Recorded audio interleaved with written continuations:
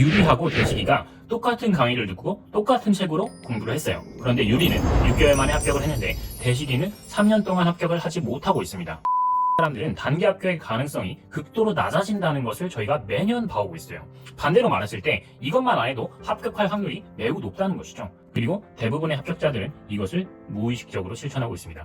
안녕하세요, 공시탈출입니다. 객관식 시험에서 합격하는 사람만 맨날 합격하는 이유는 그들의 지적 능력이 과연 뛰어나서일까요? 아닙니다. 객관식 시험에 맞게끔 사고하기 때문입니다. 객관식 시험은 단기 합격자들이 어떤 흐름으로 공부를 했는지 그 사고 과정만 알면 비록 내가 학창시절에 공부를 좀 못했고 공부를 해본 적이 없어도 빠르게 원하는 결과를 얻을 수가 있어요. 오늘은 잘못된 사고 과정 때문에 장수생으로 전락하는 4가지 수험생의 유형을 말씀드리고 이에 대한 명확한 솔루션을 제시해 드리겠습니다. 이것만 이해하셔도 회독 속도를 정말 획기적으로 높일 수 있고 남들보다 최소 2배 이상 빠르게 기출문제를 푸실 수 있다는 걸 자신합니다. 단기 합격을 하지 못하는 사람들의 첫 번째 특징, 이 사람들은 자꾸 해설과 싸우려고 한다는 겁니다. 그런데 더 문제는 해설과 싸우고 있다는 걸 본인이 전혀 인지를 하지 못하는 거예요. 이런 질문을 하루에 정말 2번, 3번은 듣는 것 같아요. 해설에는 B라고 나와 있는데 제가 알기로는 A인데 틀린 거 아닌가요? 라는 질문이에요. 그러면 저는 항상 반대로 묻습니다. 왜 A가 되어야 하나요? 여기서 답이 A이어야 하는 명확한 근거를 댈 수 있고 이게 어느 파트에 있는지 금방 찾을 자신이 있으면 찾아가서 해결해도 됩니다. 근데 대부분은 수업 때 선생님이 그렇게 설명해 주던데요. 어디서 그렇게 본 것 같아요 와 같이 명확한 근거를 대지 못해요. 그렇다면 해설과 싸우시면 안 됩니다. 아직 점수가 70점 미만이라면 내가 보고 있는 해설이 잘못될 가능성이 높을까요? 아니면 내가 잘못 알고 있을 가능성이 높을까요? 당연히 후자죠. 실력이 아직 쌓이지 않았는데 해설과 싸우면서 에너지를 빼앗기고 공부를 제대로 안 하고 있다는 느낌을 받으면서 스스로 성취감을 꺾을 이유가 전혀 없습니다. 해설을 인정하세요. 내가 지금 생기는 의문들은 회독이 충분히 되지 않았기 때문에 드는 의문이에요. 의문이 생기면 그냥 체크를 해두고 빠르게 넘기세요. 그렇게 하다 보면 회독 속도가 빨라지면서 헷갈리는 것들만 결국에 남고 그걸 빠르게 돌리다 보면 자연스럽게 내가 이것과 이것을 헷갈렸구나 하는 게 정리가 되는 거예요. 해설을 그대로 받아들이고 내가 알던 거랑 좀 다른데 하고 체크를 해두고 넘기는 사람과 해설과 싸우면서 진도를 못 나아가는 수험생의 진도 달성률과 성취감은 엄청난 차이를 보입니다. 헷갈리는 것들을 정리하지 말고 넘기라는 게 절대 아닙니다. 헷갈리지 않는 것들을 먼저 클리어 해놓고 나중에 헷갈리는 것들만 집중해서 공부를 할 수 있다는 겁니다. 초기 회독 단계에서는 해설을 그 자체로 인정하는 습관을 들이는 게 매우 중요해요. 장수생의 두 번째 특징은 어휘에 대한 유연함, 이 매우 부족한 겁니다. 정말 중요한 포인트예요. A라는 단어는 뭔지 알아.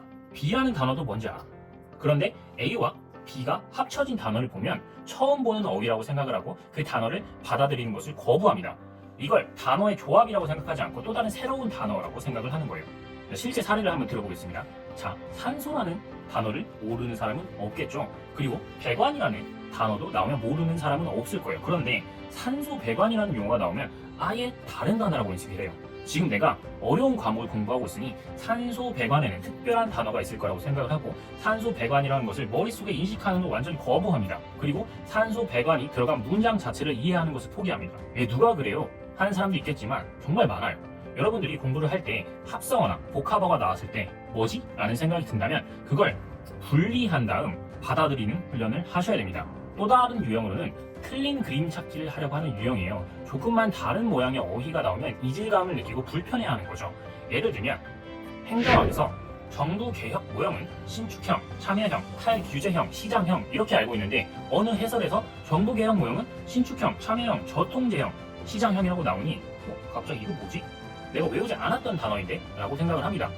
탈규제형은 규제에서 벗어난다. 저통제형은 통제에서 벗어난다. 의미적으로 보면 같은 의미거든요. 근데 이게 같다라는 것을 인식하지 못해요. 그리고 의문을 갖고 또 기본서를 뒤지죠. 그러니까 여기서 회독이 또 늦춰지는 거예요. 또 영단어를 한번 예시로 들어볼게요. 여러분, poor accident라는 단어를 보면 어떤 생각이 드시나요? poor의 사전적인 의미는 여러분들이 알고 있듯이 가난한 이라는 뜻입니다. accident는 사고라는 뜻이에요. 근데 poor accident를 붙여놓으면 어휘의 맥락을 파악하지 않는 수험생들은 가난한 사고? 이게 무슨 말이야? 이런 식으로 생각을 합니다. poor의 어휘 안에 포함된 맥락이나 느낌을 받아들이지 않고 poor는 가난한이라고 딱딱하게 암기를 해서 그런 거거든요.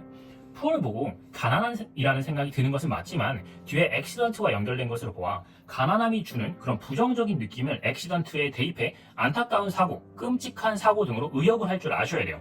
예를 하나 더 들면 자, reduce, 줄이다, 삭감하다, 약해지다. reduce를 보면 줄이다만 기억나고 삭감하다와 약해지다는 기억이 안 나는데 이걸 안다고 체크해야 되나요? 아니면 모른다고 체크해야 하나요? 영단어의 모든 의미를 우리가 암기할 수 있을 수는 없겠죠. reduce라는 단어가 주는 위에서 아래로의 방향성, 몸무게가 위에서 아래로 주는, 월급이 위에서 아래로 삭감되는, 체력이 위에서 아래로 약해지는 것과 같은 맥락을 느끼셔야 되는 거예요.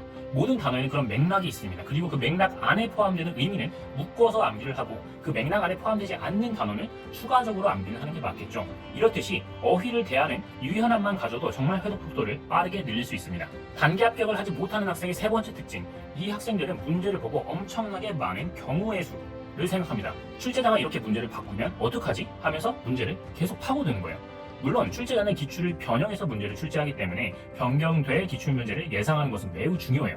다만 아직 개념 정립이 안 되어 있는 상태에서 온갖 경우의 수를 다 나열하기 시작하면 끝이 없거든요. 자, 1번을 한번 봅시다. 행정청은 신청인의 편의를 위하여 다른 행정청에 신청을 접수하게 할 수 있다. 딱 보면 여기서의 출제 포인트는 신청인으로 하여금 당의 행정청이 아닌 다른 행정청에 무언가 접수하게 할 수 있는지 아닌지를 묻는 것인데, 행정청에 대한 개념이 안 잡혀 있으면 행정청 대신에 행정주체라고 바꿔서 낼 수 있나요? 라는 것과 같이 출제 포인트와 관계없이 평소에 본인이 헷갈려 했던 개념을 소환해서 이걸로 바꿔낼 수 있지 않을까라면서 회독 시간을 늘려버립니다. 또 기출문제를 보니까 출제자들이 할 수 있다를 해야 한다, 또 많이 바꿔서 내던데 해야 한다로 바꿔서 냈을 때도 대비해야 하나요? 라고 물어요. 자, 근데 이 질문을 잘 보세요. 상식적으로 행정청이 신청인의 편의를 위해서 다른 행정청의 신청서를 접수하게 해야 한다, 이게 말이 안 되죠. 굳이 왜 다른 행정청의 신청서를 접수하게 하겠어요? 센스 있게 공부하는 사람들은 그냥 보고 이런 문제는 10초 안에 끝낼 질문입니다. 그런데 수많은 경우를 나열하면서 1분 이상 쓴다면 말이 1분이지 이게 최소 속도가 6배가 차이가 나는 겁니다. 내가 기출 회독이나 개념 정립이 아직 안 되어 있다고 판단을 한다면 일단 보고 있는 문제에서 묻는 것만 우선적으로 파악하고 넘기시길 바랍니다. 너무 깊게 고민하지 말고. 장수생의 마지막 특징은 퍼즐 맞추기를 좋아한다는 겁니다. 여러분, 단기 합격생은 절대로 그 과목을 이해하고 알고 나서 합격하는 게 아니에요. 여러분이 주변에 어떤 객관식 시험을 단기간에 합격한 사람들을 보면 누구를 가르칠 정도의 실력이나 툭 치면 설명할 수 있을 정도의 실력이 되어서 합격한 것은 절대 아닙니다. 노베이스 단기 합격생이 그 정도 경지에 도달하는 건 불가능해요. 그런데 수많은 완벽주의자들이 내용 정리의 함정이 빠져서 내가 뭔가를 설명하지 못하거나 머릿속에 정리의 느낌이 들지 않으면 계속 개념서, 강의로 돌아가는 모습을 보입니다. 기출지문 하나하나, 퍼즐 하나하나에 OX에 먼저 집중을 하시고 일단 퍼즐을 모아놔야 되는 거지, 퍼즐을 하나하나 순서대로 맞춰가면서 공부를 하시면 공부가 절대로 안 돼요. 단기간에 합격할 수가 없습니다. 여러분은 지금 수험 공부를 하는 것이지 선생님이 되려고 하는 게 아니거든요. 제가 오늘 말씀드린 건 플랜 설정이나 기출 작업 방법에 대해서 말씀드린 게 아닙니다.